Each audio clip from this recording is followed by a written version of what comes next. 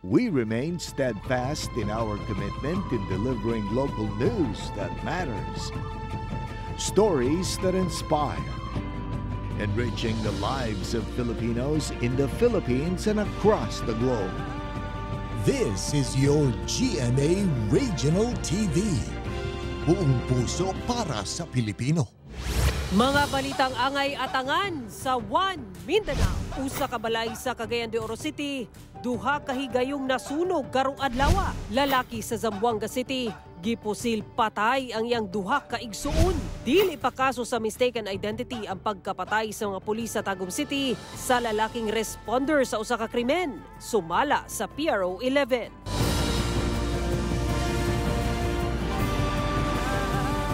Ito ang GMA Regional TV, One Mindanao.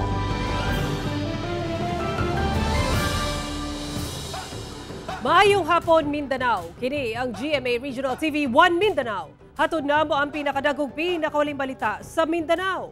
Ako si Sara Hilomen Velasco. Live gikan dinhi sa GMA Davao Complex. Cyril Chavez, live gikan dinhi sa Barangay Consolacion sa Cagayan de Oro City. Usa ka balay sa Cagayan de Oro City ang ikaduha matud pa nasunog karong adlaw. Samtang usa ka 5 anyos nga batang babae ang patay dihang nasunog ang ilang balay sa Buena Vista, Agusan del Norte. Kiniguban pa pinaagi ni ining report. Ug daw sa sunog ang usa ka panimalay sa Eagle Street sa Barangay Kauswagan, Cagayan de Oro City, alas 6 Martes sa buntag. Apan nahimo kining kontrobersyal kay ikaduha matud pa kini nasunog niadtong adlaw. Pagpasabot sa kabumberohan, milakaw na ang mirespondeng mga bumbero human kini mo under control.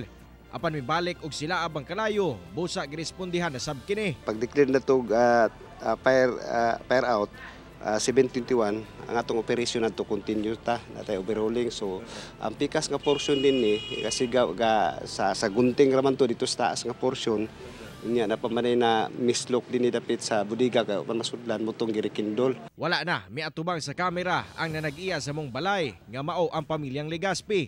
Hinoon ilang gibutyag nga kalit mi sila abang kalayo dapit sa ilang bodega. Atol sa sunog, nakaangkon og paso ang amahan, kinsa gilayong gidala sa ospital ug anaa na sa maayong kahimtang. Ginalantaw sa BFP nga hinungdan sa sunog mao ang posibleng faulty electrical wiring. Kakandak pa mi karog investigation sa sulod kay among gipantanaw nga atong unsa atong makita sa pattern of fire asa gyud nagsugod. May kabat sa kapin 600,000 pesos ang danyo sa sunog.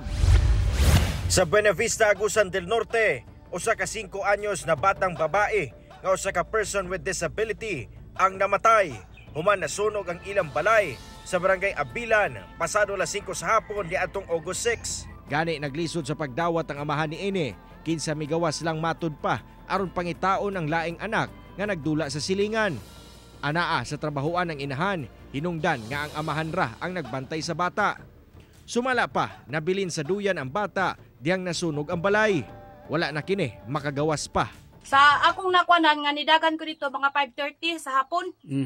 Ni kuan ako ba kay pag abot ako dito ning singgit ko sa tagiya nga boy apoy ang bata poy na lisod na siya pero ninggawas siya balik gumikan kay ang kalayo ni sugat naman sa iyang naong ang kalayo nga dako kay gikan sa ubos padung babaw pero kakita gyud ko nga ang PC bitaw na bundak na ang PC sa bata habol kay gisod man tong bata kay kuan man tong bata na may diferensya di kalakaw. Gisulayan sa mga silingan og kabumberohan nga pakgangon ang kalayo apan paspas di ining gilamoy ang balay nga gama sa light materials. Sumala sa mga silingan, posibleng dunay nahulog nga nagbaga nga kahoy panghaling nga hinungdan sa sunog apan ginasuta pa kini sa kabumberohan. Bagang itom nga aso ang halos milokop sa kabalayan sa Barangay Kalanganan, Cotabato City pasado alas 11 Lunes sa buntag. Hinoon, paspas nga nakarespondi ang kabumberohan og napakgang ang sunog banda alas 12 sa udto. Miabot sa napulo ka balay ang nasunog. Anaa sa 150,000 pesos ang kantidad sa nadanyos. Padayon ang investigasyon sa tinubdan sa sunog. Kauban si Roland Cañas sa kamera. Ako, si Cyril Chavez para sa One Mindanao. Usa ka lalaki sa Zamboanga City ang padayon gyapong gipangita karon human niini gipamusil patay ang duha niya ka igsuon, anak sa suspek na nawagan sa iyang amahan nga mosurrender na lang sa otoridad. Ani ang report ni Krisa Dapitan. Dead on the spot ang 35 anyos nga lalaki samtang patay sab ang 42 anyos nga igsuon niining lalaki. Human kini gipamusil patay sa ilang laing igsuon nga si alias James niadtong Biyernes sa gabii sa Kalye Santo Niño, Zone 7, Barangay Ayala sa Zamboanga City. Sumala ni alias Nene kinsa magulang nga igsuon sa duha ka biktima ug sospek nga kalitra kuno gayud nga gipusil ni alias James ang iyang mga igsuon sulod sa ilang panimalay. Wala sab kunoy mga daang bangi ang mga mag-igsuon, hinungdan nga blanko sila sa panghitabo. Nasayran nga ang mag-igsuon pulos na muyo sa maong lugar sulod sa ilang compound. Oye lang niya si Tiro. Ese el encuentro con el de mi hermano. Segundo, ta sigue le tira. Ta sigue corre de mi hermano aquí. Ta sigue le siempre tira. Me lo puede kami hablar si cosa el punto, si cosa el reason, porque le hacían sina. Amo lang que el caballa corre ya le. Nakaangkon og usa ka samad pinusilan sa ulo ang 35 anyos nga igsuon, samtang pipila ka samad pinusilan sa lawas ang nahiaguman sa 42 anyos nga igsuon hinungdan sa ilang kamatayon. Sa statement nga gipagula sa Zamboanga City Police Office, gibutyag niini nga posible kunong nalambigit sa mga ilegal nga kalihukan ang sospek ug dunay personal nga bangi nga hinungdan sa krimen. Apan dili pagayud matino sa kapulisan ang motibo tungod kay nagpabiling at large ang suspitsado. Apan hangyo sa kabanay niini, hustisya. Bahala ya con el autoridad, bahala ya tener justicia con él. Cosa que dice reason porque le puede hacer brutal con el suyo dos hermano. Samtang ang 20 anyos nga babaeng anak sa sospek na nawagan na sa iyang amahan nga musurrender na sa otoridad. Surrender to, mas bueno si kere pa tumira kanamon. Pensa to, kanamon mga anak kun mamang. Padayon ang hot pursuit operation sa kapulisan alang sa daling pagkasikop sa sospek. Kauban si Sim Romero sa kamera. Ako si Krisa Dapitan para sa One Mindanao. Gitubag sa DPWH Region 11 ang pagsaway ni Davao City Mayor Baste Duterte sa mga road project sa ahensya sa syudad nga sumala sa mayor, bisan tarong pa, ginabungkag na. Atong sayron sa live report ni John D. Esteban. John D.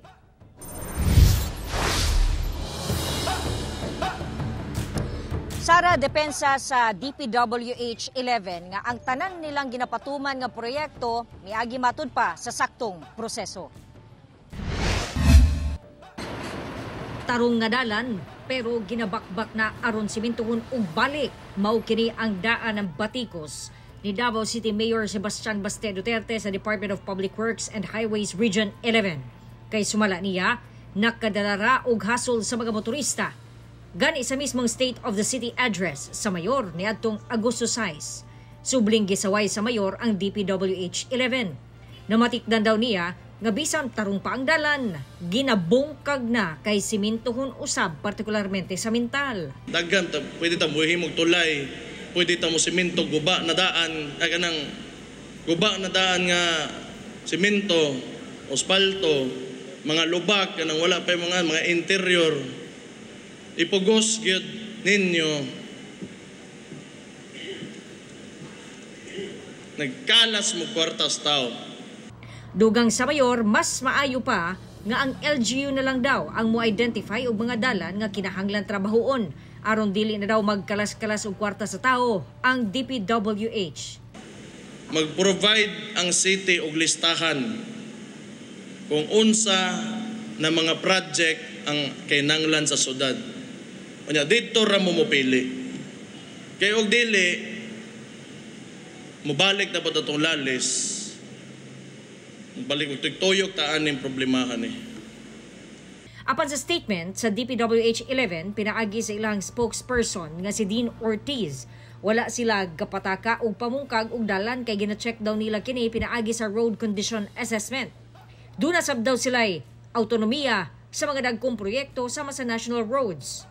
Ang basihan daw sa ilang mga proyekto mao ang nakalatid sa General Appropriations Act, ingon man ang mga gipunduhan sa mga ahensya.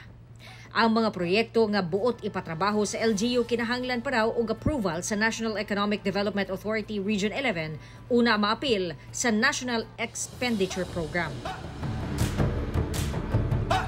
Hinoon sumala sa DPWH-11 nga andam silang makiglingkod sa local government unit sa Davao City aron daw nga ma-improve ang ilahang pagpatuman sa ilang mga proyekto ingon man ang ilahang koordinasyon sa ubang ahensya sa syudad.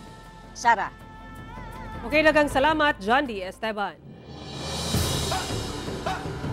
Usa ka lalaki ang gisikop sa otoridad human sa reklamong online child sexual abuse. Ani ang report.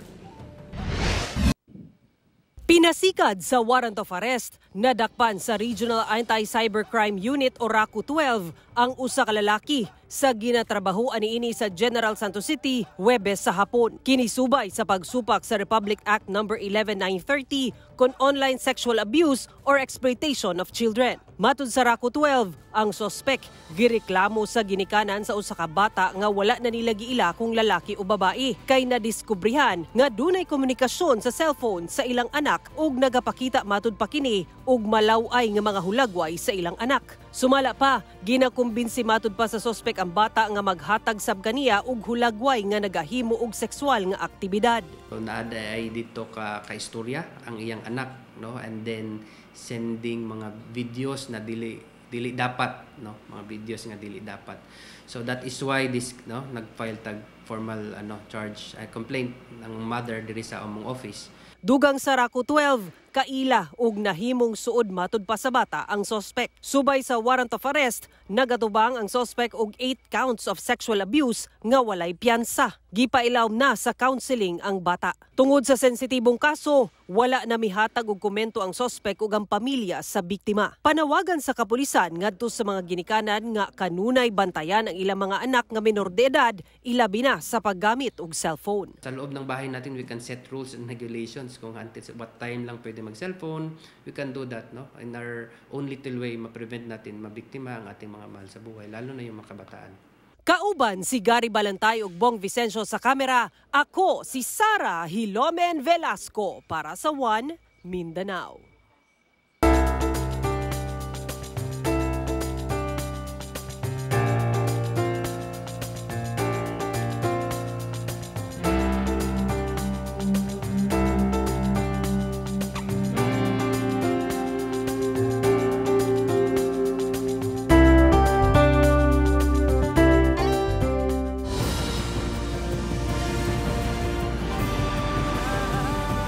Ito ang GMA Regional TV, One Mindanao.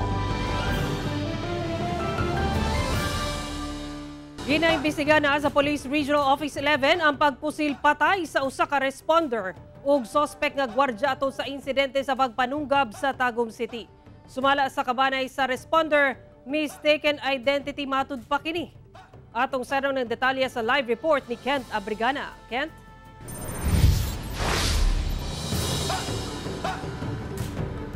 Sara, sumala sa Regional Internal Affairs Service 11, dili pa nila masulti kung mistaken identity ba ang pagpusil sa gikaingong responder sa pagpanunggab sa Tagum City. Hinoon, nagpahigay na sila og investigasyon kung angay bang pusilon ang maong responder lakip ang sospek nga gwardya dihang misulay kini og dasmag sa kapulisan human sa krimen. Ginaimbestigahan na sa Police Regional Office 11 ang pagpusil sa personay sa Tagum City Police atol sa pagpanunggab sa Tagum City niadtong Biyernes sa gabi. Kinumduman nga duha ka babae ang gidunggab patay sa ilang ka-boardmate nga gwardya sa ilang boarding house sa Magugpo East, Tagum City. Sa inisyal nga investigasyon sa Regional Internal Affairs Service o RIAS 11, misulay matud pa og dasmag ang 33 anyos nga suspect nga gwardya sa kapulisan. So nakita niya yung tao doon, yung isang suspect, yung security guard, may hawak na patalim at susugurin siya kaya nabaril niya. Apan human sa krimen, dunay usa ka lalaki ang matudpag gipusil sab sa kapulisan. Sa kuha nga video kung asa nahitabo ang krimen, makita ang kapulisan nga misaka sa atop sa kabalayan sa lugar. Ay, lalayang napatay! Uwa mo ba? Uwa lagi ba? Sumala sa uploader sa video, lahi ang napusil sa mga pulis. Dini nasayarang usa ka 21 anyos nga lalaki ang napatay sa kapulisan luyo sa boarding house. Doon na matud pa kini dala nga sundang. Dead on arrival kini sa ospital. Sumala pa, mutabang launta kini og rescue sa mga babaeng biktima. Apan sumala sa kapulisan. Then yung isang kasama niya, Nung second floor kasi nangyari siya, nung makita niya na medyo may nangyayari sa taas, umikot siya, umakit siya sa taas. Pagdating niya naman sa taas, may nakita rin siyang tao na isa. At papunta rin sa kanya, susugurin siya, kaya nabaril niya. Dili dayon ta maka-come up og conclusion nga dunay mistaken identity, no, na kay base sa atong investigation is ang kadtong isa ka napatay aduna daw gipakita nga unlawful aggression sa ato ang operatiba. Apan sa pakiginabi sa GMA Regional TV 1 Mindanao sa kapares sa maong lalaki, mitabang namatod pa ang iyang partner.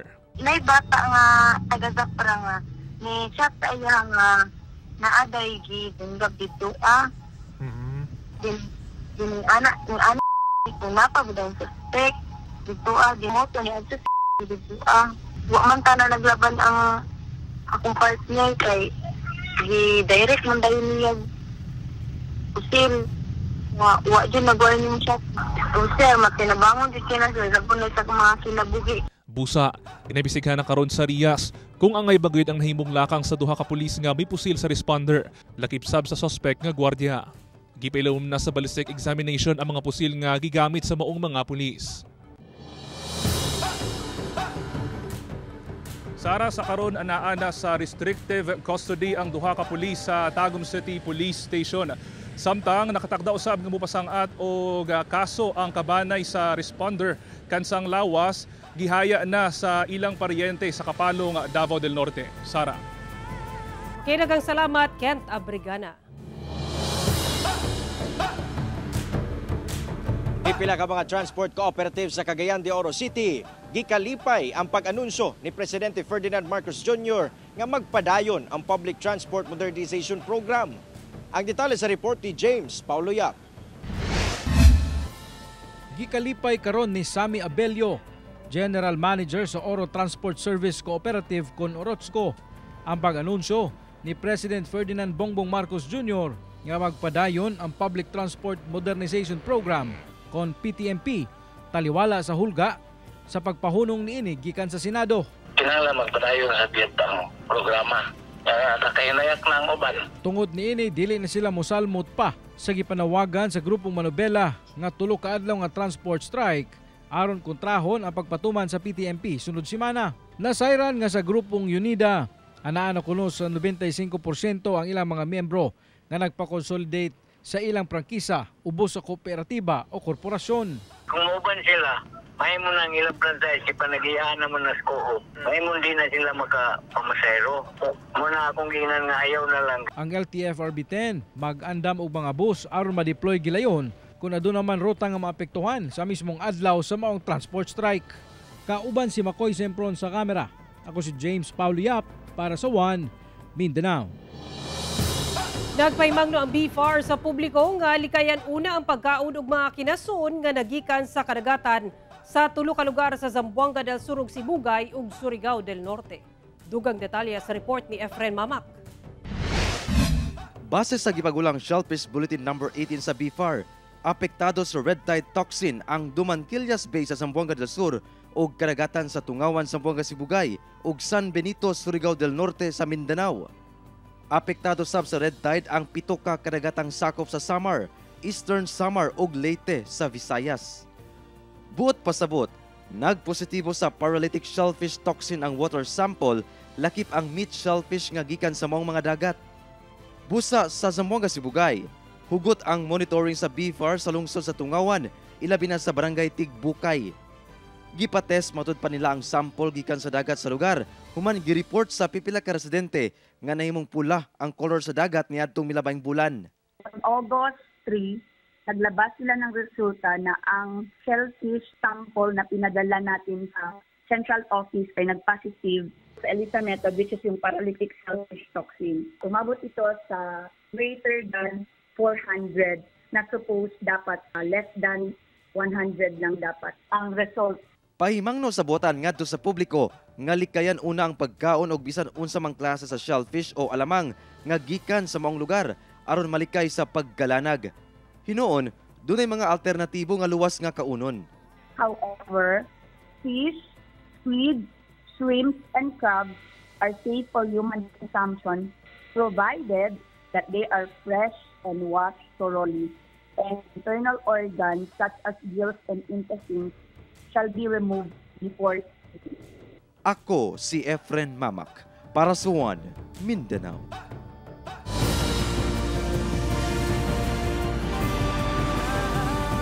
Ito ang GMA Regional TV, One Mindanao. Misa tabang ang Moro National Liberation Front o MNLF alang sa seguridad sa mga miyembro sa Kingdom of Jesus Christ sa Davao City. Dugang detalye sa report ni Kent Abrigana. Misaad na og security assistance ang Moro National Liberation Front ngadto sa Kingdom of Jesus Christ. Human sa nahitabong simultaneous manhunt operation sa PNP kang Pastor Apollo Kibuloy niadtong June 10. Kay numduman niya sa Senate hearing niadtong August 5, giulagway sa kampo sa KOJC nga excessive force matud pa ang gihimo sa PNP sa pagsilbi sa warrant of arrest. Gidugang pa niini ang nahitabong checkpoint sa gawa sa KOJC compound ug sa barangay Tamayo nga nakaalarma sa ubang residente, di pa lang dugay. Sumala sa MNLF, nagresulta matud pa kini sa anxiety ug stress sa mga miyembro sa KOJC.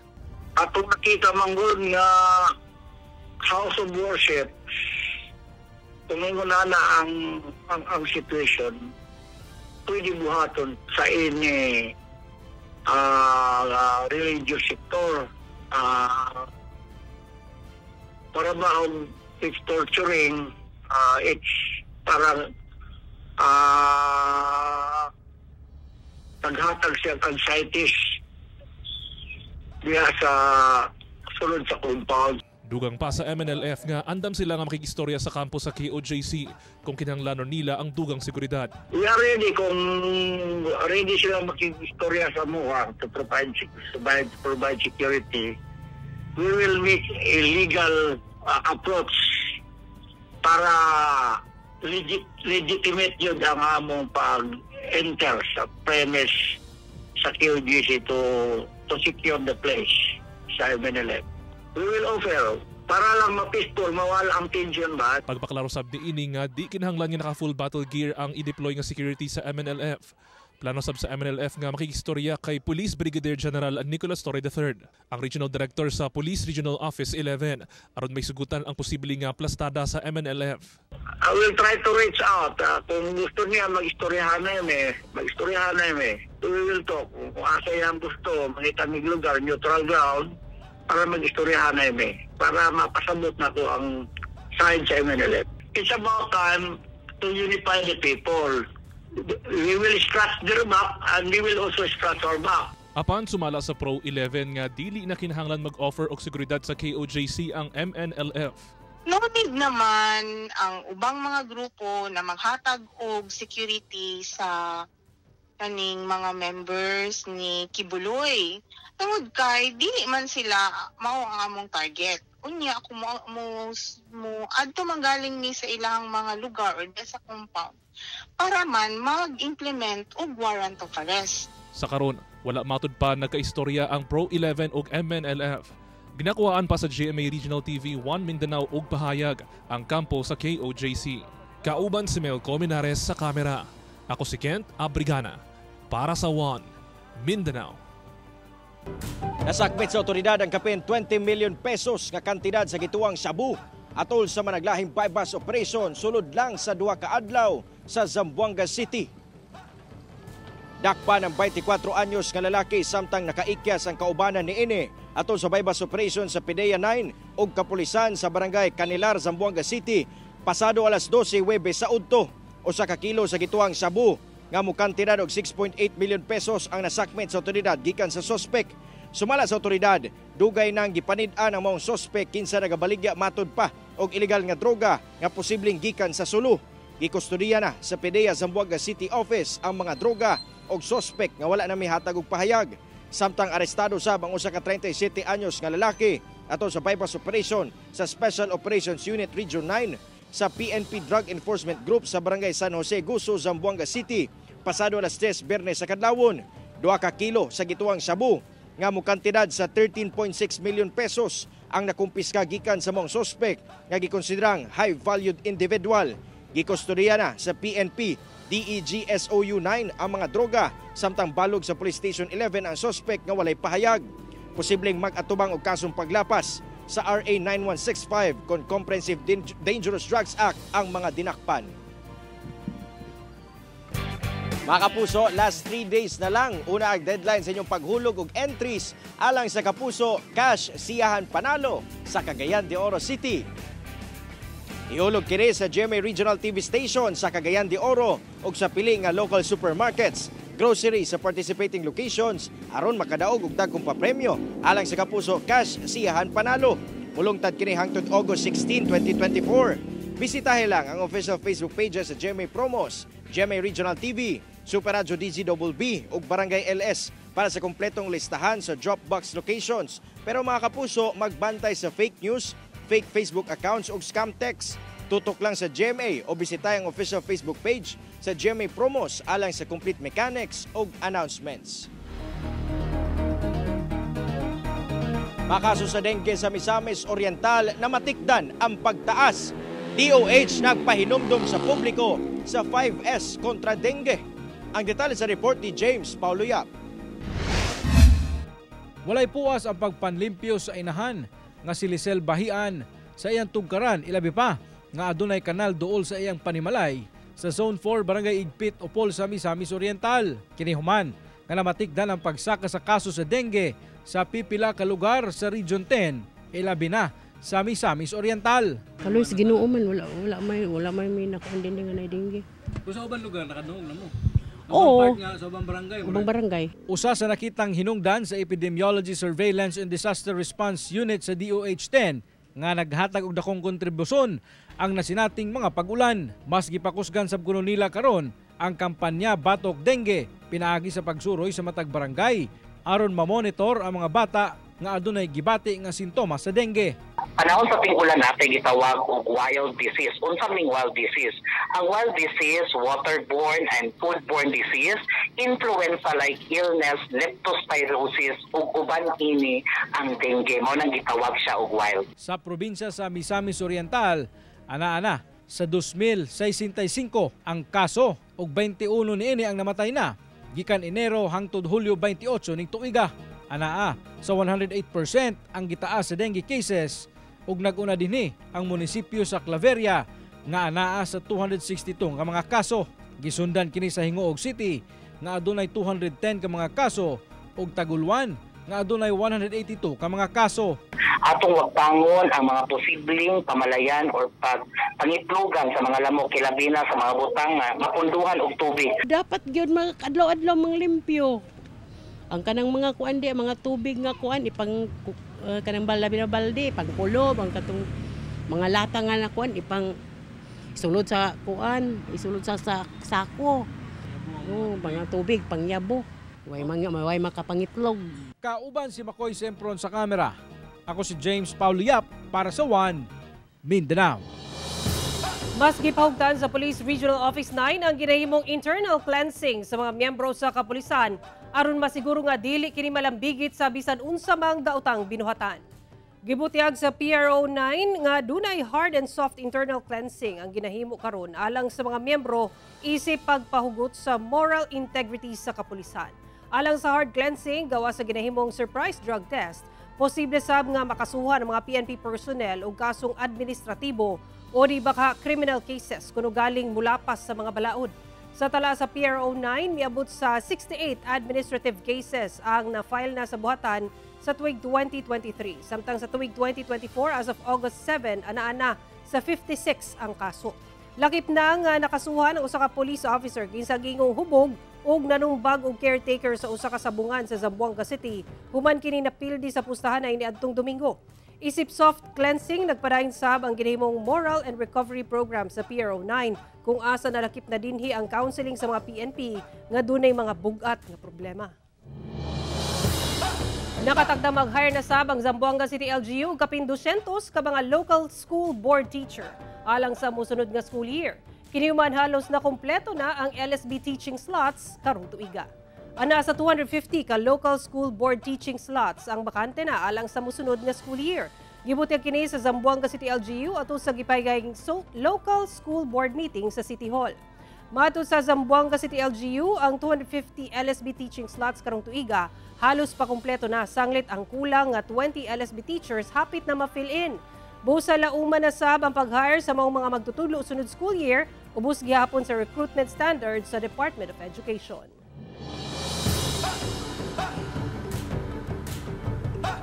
O kadto ang mga ulahing balita sa Mindanao karong adlaw. Mamahimo ninyo kining makita pag-usab pinagi sa pagbisita sa official website sa GMA Regional TV o bisita mong official YouTube channel o i-click ang subscribe button para sa pinakaulahing balita.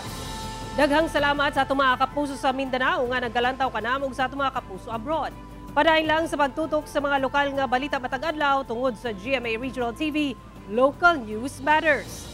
Kami ang GMA Regional TV 1 Mindanao, tibok pwersa para sa mas dakong misyon ug mas halapad nga pagserbisyo sa nasod.